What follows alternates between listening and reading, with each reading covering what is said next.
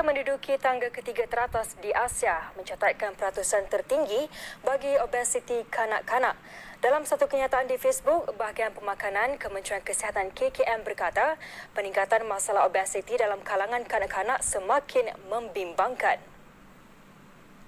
Berdasarkan Tinjauan Kebangsaan Kesihatan dan Morbiditi NHMS 2015, 11.8% yang berusia bawah 18 tahun didapati mempunyai masalah obesiti. Mencari timba si anak dara di bawah sarang burung tempur. Salam kata pembuka bicara, selamat datang untuk semua. Bismillahirrahmanirrahim. Assalamualaikum dan selamat sejahtera.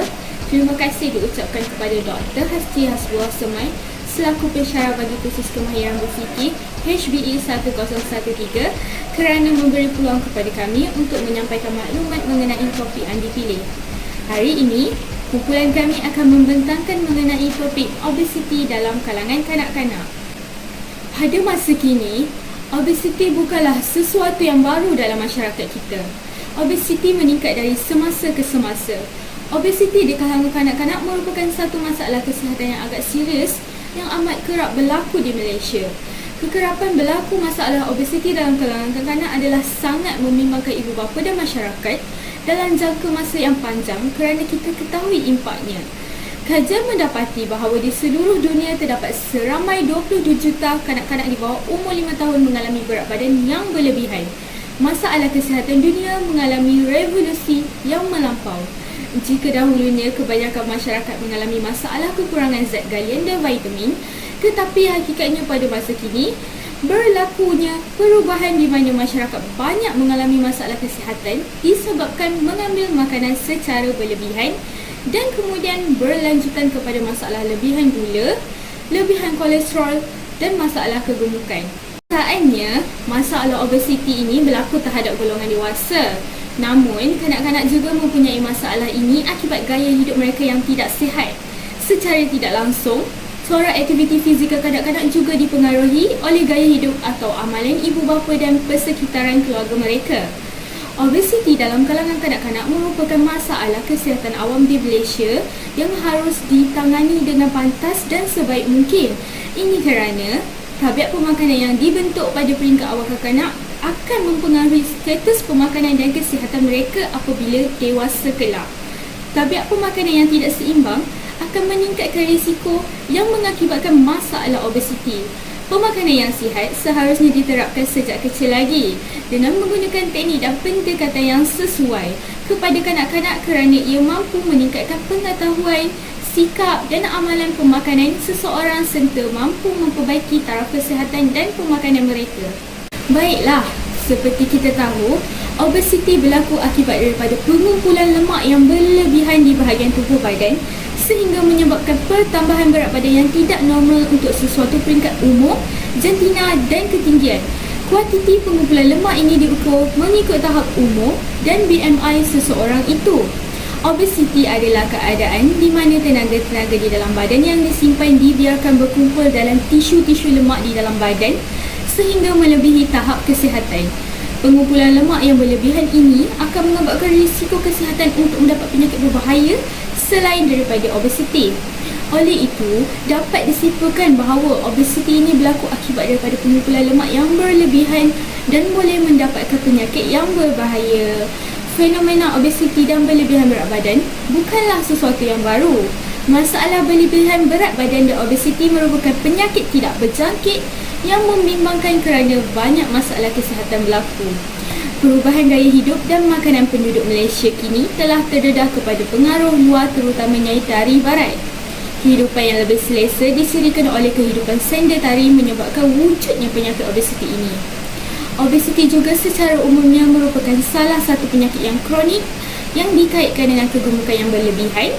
Obesiti ini bukan sahajalah masalah berat yang berlebihan tetapi boleh menjadi faktor penyebab kepada penyakit yang lain seperti diabetes, darah tinggi, penyakit jantung, kegagalan sistem pernafasan dan sebagainya. Maksud obesiti di sini adalah keadaan di mana seseorang memiliki lebihan lemak di badan mereka sehingga boleh mendatangkan kesan buruk kepada kesihatan. Bila bercakap tentang obesiti, kita tidak terlepas daripada mengaitkan dengan sesuatu manusia yang mempal dan besar. Maksud obesiti di sini adalah keadaan di mana seseorang memiliki lebihan lemak di badan mereka sehingga boleh mendatangkan kesan buruk kepada kesihatan. Hakikatnya, obesiti atau gemuk berlebihan ini bukanlah keadaan yang dapat kita elakkan. Ianya berlaku kepada semua tanpa mengira bangsa, warna kulit, malahan kanak-kanak yang mengalaminya juga. Laporan terkini menunjukkan bahawa obesiti adalah salah satu penyakit yang merabut hampir 600 juta nyawa di seluruh dunia. Situasi tentang obesiti di Malaysia pula agak menakutkan dan membimbangkan. Menurut Kementerian Kesihatan Malaysia, hampir 8.5 juta rakyat Malaysia memiliki berat badan yang berlebihan. Maka lebih kurang 4 juta pula orang mengalami masalah berat badan melampau atau obes. Terdapat beberapa punca mengapa obesiti meningkat secara mendadak pada zaman sekarang. Salah satunya adalah pengambilan makanan yang berlebihan, terutama makanan manis. Makanan yang tinggi kandungan gula dan berkarbohidrat akan meningkatkan paras gula dan hormon insulin di dalam darah. Orang yang ada berat badan berlebihan ini memang suka makan walaupun perut tidak lapar. Mereka juga pasif dan sanggup duduk berjam-jam tanpa melakukan kerja berat. Akhirnya, kalori di dalam makanan yang tidak digunakan ditukar kepada lemak dan disimpan di bahagian-bahagian badan seperti perut, pinggang dan lengan. Rancang strategi. Peranan ibu bapa untuk mengelakkan anak-anak menjadi obesiti adalah ibu bapa mestilah menunjukkan teladan yang baik kepada anak-anak dan memberikan pemakanan yang berkhasiat dan seimbang sebagai amalan dari anak-anak masih kecil. Selain itu, kanak-kanak tidak mengetahui makanan yang diproses, makanan sejuk dan makanan yang manis tidak mempunyai khasiat. Sebagai ibu bapa, hendaklah mendidik anak-anak tentang kesan keburukan terhadap kesihatan anak-anak jika kerap makan makanan yang diproses setiap hari. Seterusnya, ibu bapa mestilah menarik perhatian anak-anak untuk mengambil pemakanan yang berkhasiat dengan warna-warna makanan yang menarik seperti oren, betik, lobak merah, tomato dan apel, dan ibu bapa didik mereka tentang nutrisi dan khasiat makanan itu. Ibu bapa mestilah menjadi contoh kepada anak-anak dengan memakan pemakanan yang mempunyai khasiat. Selain itu, antara cara mengatasi obesiti yang paling mudah dan berkesan adalah dengan cara mengamalkan minuman air kosong. Seperti kita tahu bahawa air kosong tidak mempunyai sebarang kandungan kalori, zero kalori, tetapi boleh menghilangkan haus serta memenuhi kehendak cecair yang diperlukan oleh tubuh badan. Malah, anda tidak perlu risau untuk menjadi gemuk jika mengamalkan atau minum air kosong dengan jumlah yang banyak. Kerana air kosong mempunyai khasiat yang sangat bagus. Membiasakan diri untuk minum air kosong bukanlah hal yang mudah. Di antara pilihan minuman manis, teh ataupun kopi, air kosong seringkali menjadi pilihan yang paling terakhir. Minuman manis dilihat lebih menarik berbanding air kosong, sedangkan air kosong merupakan minuman terbaik untuk memenuhi keperluan cecair tubuh. Oleh itu, jika kanak-kanak mengambil air kosong sahaja selama 30 hari tanpa pengambilan sebarang minuman manis, ini terdapat banyak manfaat yang akan terjadi pada tubuh badan setelah 30 hari memilih air kosong sebagai minuman. Pertama sekali, ketika kanak-kanak hanya mengambil air kosong sahaja selama 30 hari, otak mereka akan bertindak balas dengan lebih cepat. Hal tersebut terjadi kerana otak memerlukan banyak oksigen untuk berfungsi secara optimal. Sementara pengambilan air kosong dapat memastikan otak memperoleh keperluan oksigen yang cukup. Bahan pula, air merupakan sumber oksigen terbesar untuk otak. Membuatkan pengambilan air kosong selama 30 hari akan membantu anda lebih mudah berfikir dan fokus. Pengambilan 8 hingga 10 gelas air setiap hari ternyata dapat meningkatkan keupayaan kognitif anda sebanyak 30%. Seterusnya, mengamalkan air kosong dapat melambatkan proses penuaan. Pengambilan air kosong akan memastikan kulit anda lebih terhidrat sehingga dapat mengurangkan kecepatan proses penuaan kulit. Kulit akan sentiasa kelihatan anjal dan mulus serta dapat membuat kulit kanak-kanak akan kelihatan sihat, lembap, lembut, berseri dan bebas kedutan. Oleh itu, kanak-kanak harus dididik untuk tidak mempraktikkan minuman air yang manis supaya mereka dapat menjaga kesihatan tubuh badan dengan baik dari kecil sehingga dewasa. Di samping itu, air kosong dapat meningkatkan daya tahan tubuh. Air kosong berfungsi sebagai pemakaian fungsi tubuh yang optimal.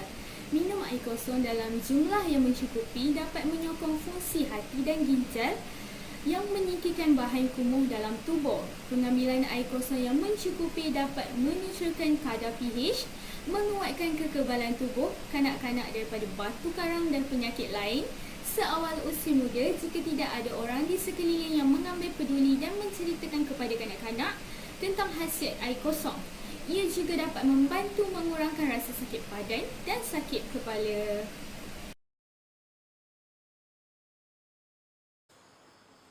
Peranan ibu bapa dalam menangani obesiti. Ibu bapa haruslah memainkan peranan penting dalam menjaga pemakanan anak-anak mereka. Dengan itu, ibu bapa haruslah menyediakan jadual pemakanan seharian supaya kalori yang mereka ambil sentiasa mencukupi serta tidak berlebihan dalam tubuh badan anak-anak. Jika adanya jadual makan, cara pemakanan mereka lebih terjaga dan lebih dapat mengelakkan sebarang penyakit ataupun obesiti. Tidak dapat dinafikan, ibu bapa terlalu memanjakan anak-anak dengan makanan ringan ketika anak-anak sedang menangis lalu memujuk dengan snack-snack yang tidak sihat. Oleh itu, ibu bapa mestilah menyediakan bekalan makanan buat anak-anak untuk ke sekolah sebagai langkah untuk mereka mengurangkan pengambilan pemakanan ringan yang dijual di sekolah seperti makanan ringan dan segera. Sebagai contoh, menyediakan makanan kegemaran anak-anak agar mereka tidak tertarik untuk membeli makanan yang kurang sihat seperti jajan atau lebih dikenali sebagai gula-gula dan juga keropok yang mempunyai MSG iaitu monosodium glutamate yang boleh menyebabkan kanser dan hiperaktif. Akhir sekali, ibu bapa seharusnya wajar dalam mengawal pengambilan makanan ringan dan segera kepada anak-anak dengan cara menghadkan wang belanja untuk perbelanjaan mereka terhadap makanan-makanan yang tidak sihat bagi anak-anak. Sebagai contoh, ibu bapa melarang mereka untuk memakan makanan ringan dengan kerap dan ibu bapa hanya membenarkan anak-anak memakan makanan tersebut dalam seminggu sekali sahaja. Hal ini akan membuatkan kesihatan anak-anak lebih terjamin dari mendapat sebarang penyakit, terutama penyakit obesiti yang makin berleluasa terhadap anak-anak ini. Ibu bapa perlulah tegas dalam menangani masalah ini dengan baik dan konsisten.